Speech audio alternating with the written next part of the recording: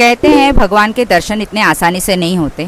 तो जब हम भी श्री भीमाशंकर के दर्शन के लिए गए तब हमने ये अच्छे से एक्सपीरियंस कर लिया।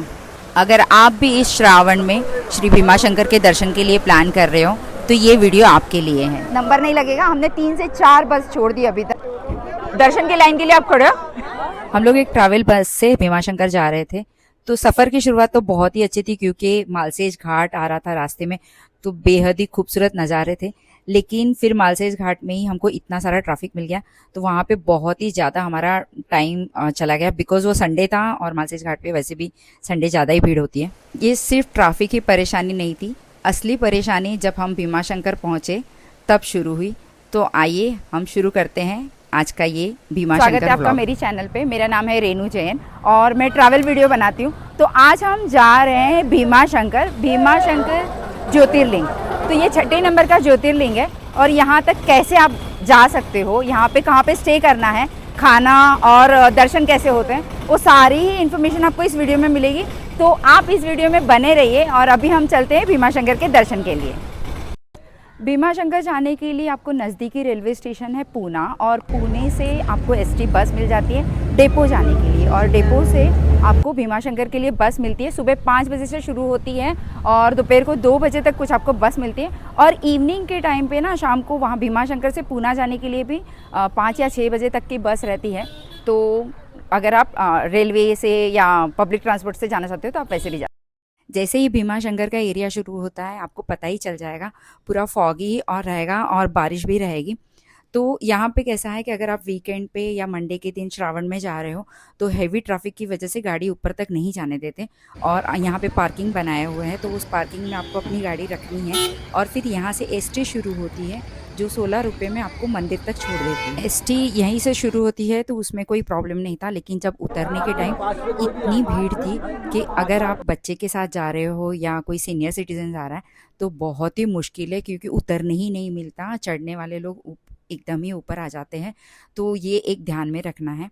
और फिर हम चले गए मंदिर की लाइन में। भीमाशंकर के शिवलिंग को चांदी के कवच से पूरे दिन ढक के रखते हैं, लेकिन जब सुबह 5 बजे की आरती होती है तब ये चांदी के कवच को हटाया जाता है और यहाँ पे शिवलिंग को आपको हाथ लगा के दर्शन करने मिलते हैं। तो यहाँ से आप देख रहे हो, यहाँ से शुरू होता है और यहाँ पे शेड्स बनाए हैं तो बारिश का ज़्यादा प्रॉब्लम नहीं होगा आपको। और आप यहाँ पे चप्पल निकालने से अच्छा है कि स्टैंड पे चप्पल निकालें। आगे चलते हैं और आपको नीचे की तरफ जाना है, ऊपर नहीं।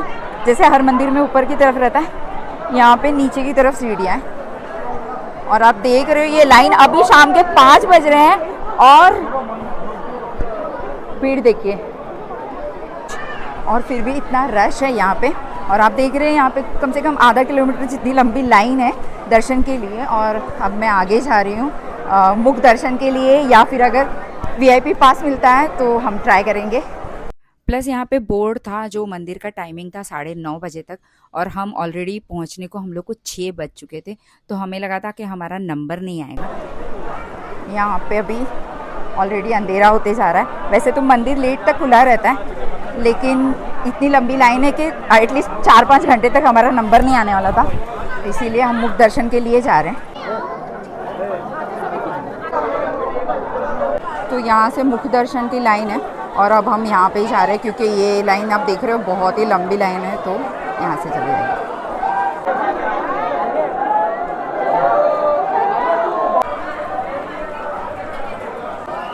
सामने देख लेना।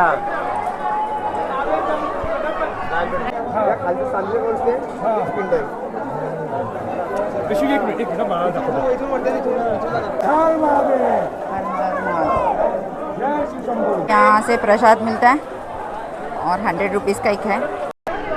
तो आपने देखा मेरा जो मुख दर्शन वाला जो दर्शन था, वो एक्चुअली क्योंकि हमको मंदिर के अंदर भी जाने नहीं मिला और उतनी सेकंड भी खड़े रहना, नॉट इवन 1 सेकंड, और वो दर्शन भी नहीं हुए ठीक से। तो मैं सजेस्ट करूँगी कि अगर आप आ रहे हो, और आज है ना, आज संडे है, तो संडे और मंडे वीआईपी दर्शन बंद रहता है। तो यहाँ से आप प्रसाद लेके जा सकते हो। आप देख रहे हो गर्मा गर्म जो प्रसाद बनता है, तो वो बहुत ही अच्छा रहता है, और यहाँ से आप प्रसाद लेके जा सकते हो। और आप ये भीड़ देख रहे हो, ये भीड़ अभी भी कम ही नहीं हो रही है, बहुत ही भीड़ है। तो अभी आप देख रहे हो यहाँ पे अंधेरा होते जा रहा है और भीमा शंकर में बारिश कभी भी शुरू हो जाती है, तो रेनकोट या छाता लेके ज़रूर आना। जैसे यहाँ पे रेनकोट बेचने वाले बहुत सारे लोग। तो यहाँ पे जो गुप्त भीमा शंकर है वो अभी बंद है, बोल रहे थे कि 15 दिन के लिए बंद रखा हुआ है, किसी को लग गया था वहाँ पे, तो 15 दिन के लिए बंद है, तो हमको आज वहाँ पे भी दर्शन नहीं मिलेंगे। और ये जो मुख्य दर्शन है मैंने आपको दिखा दिया, तो वो मुख्य दर्शन करने से अच्छा है कि हम ये लाइन में खड़े हो जाते, क्योंकि हम लोग को बहुत लेट हो गया है। और जिस मैं ट्रैवलर से आई हूँ तो हमारा जाने का टाइम हो चुका है। तो आई सजेस्ट कि तुम अपनी गाड़ी लेके आना और टाइम लेके आना कि 3 से 4 घंटा आप यहीं पे रुके और फिर दर्शन करके ही जाना, क्योंकि आज वीआईपी दर्शन भी बंद है।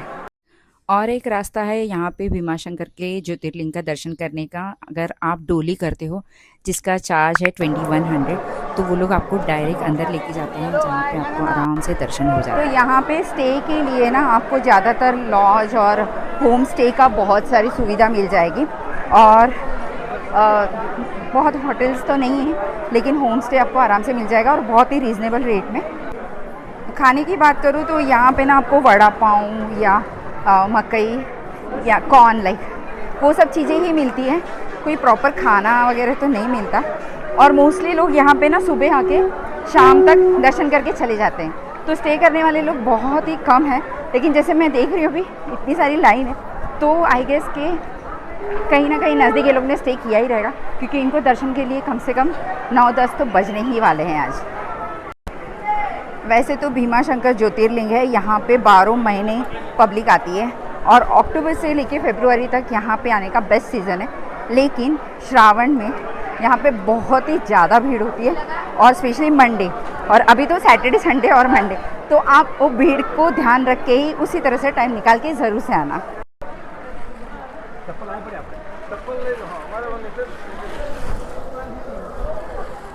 देख रहे हो फॉग कितना है। भीमा शंकर ज्योतिर्लिंग है और इतना बड़ा तीर्थ क्षेत्र है, लेकिन आप देखो लोग ऐसे ही कचरा फेंक के जाते हैं। मुझे हर बार अपने वीडियो में ये सब बताना अच्छा नहीं लगता है, लेकिन समझ में नहीं आता है कि पब्लिक को क्यों नहीं इतनी छोटी सी बात समझ में आती है। मैं आपको सजेस्ट नहीं करूँगी कि आप मुख्य दर्शन के लिए जाएँ, क्योंकि ना इसमें आपको मंदिर के अंदर भी जाने नहीं मिलता है और आपको टीवी में सिर्फ भगवान देखने मिल जाते हैं। तो इससे अच्छा आप 2 से 3 घंटा लाइन में खड़े रह जाओ और अच्छे से भगवान के दर्शन करके फिर आ जाओ। तो ये जो एसटी बस है ना, वो 16 रुपीज़ में आपको मंदिर तक पहुंचाती है, लेकिन यहाँ से वापस जाने के टाइम पार्किंग के लिए बहुत ही रश हो जाता है। लेकिन हमारे पास कोई ऑप्शन नहीं है, क्योंकि यहाँ पे बहुत ही भीड़ होती है, तो गाड़ी पार्क करने के लिए जगह नहीं मिलती है, इसलिए गाड़ी नीचे पार्क करनी पड़ती है और वो काफ़ी दूर है। तो हमने यहाँ पे पुलिस वाले से पूछा, अगर आप 5 बजे आ जाते हो तो दर्शन कैसे मिलते हैं, तो उन्होंने बताया कि इवन इफ अगर आप 5 बजे आते हो तो कम से कम 3 से 4 घंटे की लाइन आपको तब भी लगानी पड़ती है, क्योंकि कितनी पब्लिक ऐसी है कि जो रात को यहीं पे सो जाती है दर्शन के लिए। तो आप समझ सकते हो भोले बाबा के दर्शन के लिए तो इतना एफर्ट लेना ही पड़ेगा। तो आप देख रहे हो बस में चढ़ने के लिए इतनी लाइन है, बस ऑलरेडी फुल है। तो यहाँ से जब वापस जाने के टाइम यहाँ से पार्किंग के लिए जाने के लिए बहुत ही प्रॉब्लम हो रहा है। देख रहे हो बस में कितनी लाइन है, तो ये नंबर नहीं लगेगा। हमने 3 से 4 बस छोड़ दी अभी तक और बहुत ही भीड़ है, समझ में नहीं आ रहा है कि अब वापस कैसे जाएंगे। एटलीस्ट 9 to 10 आवर्स तक हम लोग ने ट्रैवल किया और इतने सारे धक्के खाए, एसटी बस से गए और वहाँ जाके हम लोग को दर्शन भी नहीं हुए, तो मुझे बहुत ही बुरा लग रहा है। और मैं आप सब लोग को सजेस्ट कर रही हूँ कि आप जब भी आओ भीमा शंकर आओ तो इतना ध्यान रखना कि कभी भी यहाँ पे मंडे या संडे के दिन वीआईपी दर्शन बंद हो जाते हैं। और इवन ऑनलाइन अगर आपने बुकिंग किया है, तो हम लोग ने कितने लोगों से सुना कि उन्होंने ऑनलाइन का पेमेंट कर दिया था और फिर भी उनको दर्शन नहीं मिले। तो ये सब हो सकता है, तो आप अपने साथ में 3-4 घंटे का एटलीस्ट टाइम लेके आना ना, जिसकी वजह से आपको दर्शन तो मिल ही जाए। तो जैसे मैंने कल के व्लॉग में बताया कि भीमा शंकर में हमारे दर्शन ठीक से नहीं हुए, जो हम लोग रात को फिर आ गए हम लोग यहाँ पे यात्री निवास में, और हम आज जा रहे हैं लेनाद्री गिरजात्मज जो गणपति मंदिर है वहाँ पे दर्शन करने के लिए। और अगर आपने अभी तक मेरा नासिक का त्र्यंबकेश्वर का व्लॉग नहीं देखा है तो आप यहाँ पे देख सकते हो। और मैं जल्द ही मिलती हूँ।